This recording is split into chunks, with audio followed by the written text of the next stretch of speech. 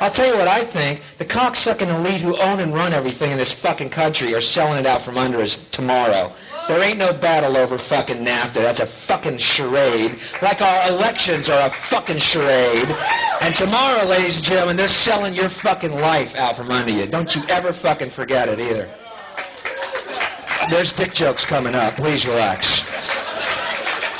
Folks, here's the deal. I editorialize for 45 minutes. The last 15, I pull a chute. We all pull our chutes and float down to Dick Joke Island together. We will rest our weary heads against different than the official story, isn't it? Small holes, tear gas, giant holes, flamethrowers. They burn these people in their homes. Okay, that's our government. Okay. I've seen the tape, and it's fucking real, and whatever. Make your own conclusions. You haven't seen it, so it's, whatever. But old Clint, I have no illusions about these cocksuckers. I know there's 12 guys who run the fucking world, and they own every company, and, it's fact. You can look it up. I'm not a conspiracy nut. This is all on paper. There really are 22 families who run and own 50% of the mainstream media, which is where we get our news. And it's true. It's a fact. You can look it up. I can't be this big of an asshole without having the truth to back me up. Otherwise, I'd be a fucking nut doing this. But see, if you have the truth with you, you can do this.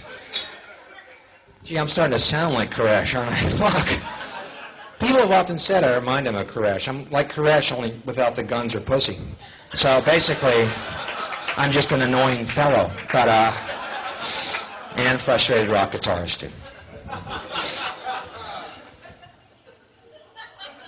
But, I knew Clinton was in with the big boys when he bombed Iraq. Do you remember that? 2-day news story. Clinton launches 22 cruise missiles on Baghdad in retaliation for the alleged failed assassination attempt against George Bush. We launched 22 $3 million apiece cruise missiles to Baghdad, killing 6 innocent people. I think that was a little overdone. You know what we should have done? We should have embarrassed the Iraqis. We should have assassinated Bush and said, that's how you do it, towelhead. Don't fuck with us. And see, if Bush had been the one who had died, there would have been no loss of innocent life. Yeah, so you see, that would have saved us $100 million. And I love that, too, how the media called it, everyone in the government media called it a cowardly act on the Iraqians' part, because some Iraqi guy was going to drive a Toyota car bomb and blow himself up in the process of trying to kill the President of the United States, because that's all they can really do, since we are the imperialist rulers of the New World Order. And we called that a cowardly act. Meanwhile, we're launching cruise missiles 200 miles away from floating iron islands. Who are the cowards again? Okay. This is the material, by the way, that has kept me virtually anonymous in America. No one fucking knows me. No one gives a fuck.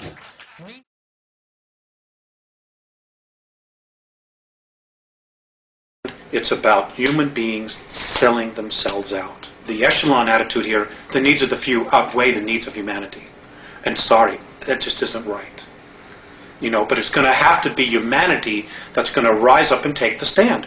You're just going to have to turn off your televisions. They're going to have to get in their car. They're going to have to fire everybody in Washington, D.C. that knows and does nothing. And they're going to have to do something. This apathy's got to end. Otherwise, the way we live is going to end. Period. That's the bottom line. And I'm not coming from a fear space. I'm really quite angry about the apathy and the fact that, when people give lectures and try to tell this, people want to stand up and fight with them. Look at what's happening around us. The indications are everywhere. Everywhere. The truth is now an obscure thing. The lie is the norm. There's something wrong here. What's wrong with this picture? Sorry, I'm getting crazy. No, you're not. You're expressing frustration, I think. Okay. They don't need anything. They have all this technology that they want. We can't really offer them except maybe do some work for them. But they don't need all of us to work for them. They don't respect human life in any way whatsoever. That's really our essence, our nature, I'm sorry. That's really our nature, our essence.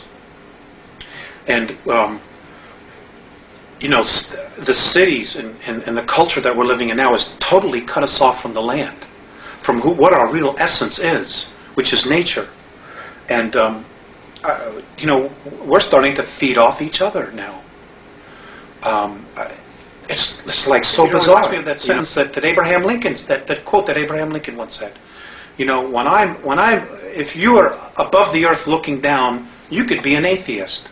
But when I'm on the earth looking up and seeing the heavens, I know there's a God. It's like the duality. And I think enough of us, more of us, really need to start taking the perspective that what we're doing here isn't right. You know, we need to get in touch with what's out there, with just the whole idea that, God, how did we get here? What makes me be here? You know, as opposed to going home after work, turning on TV, watching 3 hours of television, going to bed, getting up the next morning, going to work. In our belief systems, that the reality of our belief systems is being chipped away daily, you know, to what we think is real. And an overlapping degree of thoughts and energy are being introduced that hopefully will open our perspective, enough people's perspective, to the point where we can experience a real leap in consciousness here. And we have to do this quickly. We have to do this by 2001 in order to really... particular month? Between July and August. And what's happening? That's the probability. What's happening July, August 2001? Well, basically nothing, but, you know, we're creating our future. Much of our future, that our belief systems, is being focused on the book of Revelations, on other prophetic disasters that are to occur. So you're talking about self-fulfilling prophecy? Right. We're literally going to create it. We're literally going to create our own demise. Because we're buying into belief systems that say we ourselves are not mature enough or grown up enough to take care of our own selves. So we need somebody to come in here and take care of us. And that's an absolute recipe for disaster. Because, you know, who would want to come down here and save us from ourselves? Because then they're going to have to tell us what it is that we're going to have to do. We're not taking responsibility for ourselves. 210, 12 years, whatever it is now, we're right back at the same place where we're being called to do exactly the same thing. But the paradox here, Alex, would be then that if we begin to war against ourselves, that's going to exactly fuel the whole fire that's going on. Maybe for a brief time it would. Until one side surrendered or saw the light. Do you know much about the New World Order? Do you know that they're building concentration camps to put millions of people in? Do you know that the United Nations has got 300,000 troops in the United States right now that they're going to use to confiscate weapons? And they're sending our active military troops out of the United States so they won't be here when this happens? Are you aware that that's going on? Do you know that just off the coast of just south of the border in Veracruz, there are 300 tons of Soviet military equipment ready to invade? I mean, this is that there are states actually wanting to succeed from the Union.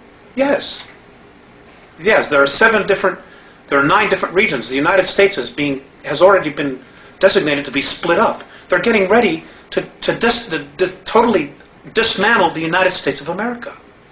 And you know, the only real part of the United States of America, and I get so angry with this, is Washington, D.C. 68 square miles. That's really all that is the United States. We are in the Republic of Arizona. People in California are in the Republic of California. It is those separate republics that make up a United States. Washington, D.C. has totally manipulated everything. We're no longer the United States, what the forefathers founded. It isn't that at all. And you know, in 1992, the Congress approved the UN Charter. Well, what people aren't aware of, because it wasn't printed in the press, in the newspapers, in our controlled media, is that because it's a treaty, it supersedes the Constitution of the United States. The UN Charter is now the law of the land, not the Constitution anymore. And in the UN Treaty, Articles 55 and 56, look it up, folks, prove me wrong, state that the United States Congress no longer has to abide by the U.S. Constitution. As of 1992, the United States of America ceases to exist. They just haven't told the people yet. And they're not going to tell them until after they have outlawed all weapons, after they have totally regulated the Second Amendment and taken everybody's firearms away, so you can't fight, so you can't stand there and be free anymore. This is all part of the plan.